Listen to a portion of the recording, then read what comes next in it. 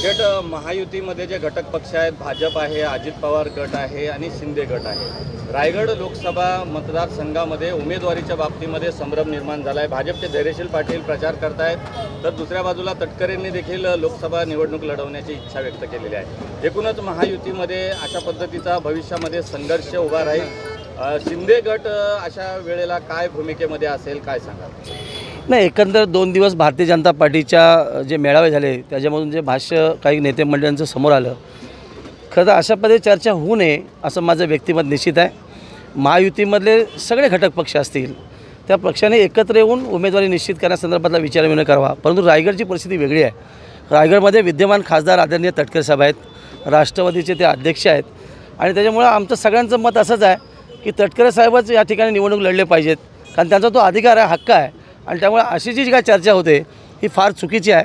त्यांनी त्याचा आत्मपरीक्षण निश्चित करायला पाहिजे, कारण ही जर लोकसभेत चर्चा होत असेल तर विधानसभेला देखील अशा पद्धती चर्चा होईल, मग महायुतीमध्ये दरार निर्माण होईल. असं न करण्यापेक्षा भारतीय जनता पार्टीच्या वरिष्ठ नेतृत्वाने याच्यामध्ये लक्ष देऊन खऱ्या अर्थाने याला वेळीच त्याच्यामध्ये सजेशन किंवा निर्णय द्यायला पाहिजे असं माझं व्यक्तिमत आहे. पण इन जनरल सगळ्या रायगडवासियांना माहीत आहे की लोकसभेचे उमेदवार आदरणीय तटकरे साहेब असतील. महाविकास आघाडीच्या माध्यमातून अनंत गीते हे लोकसभा निवडणूक लढवणार आहेत. दुसऱ्या बाजूला जर सुनील तटकरे आणि धैर्यशील पाटील यांच्यामध्ये जर संघर्ष निर्माण झाला तर भविष्याच्या काळामध्ये आनंद गीते यांचा विजय निश्चित आहे का? कसं बघता या राजकारणाकडे? नाही, असं नाही आहे. बघा, एकंदर कामात स्वरूपात आपण बघितलं तर तटकरे साहेबांचं जिल्ह्यामधलं काम अस्मरणीय आहे.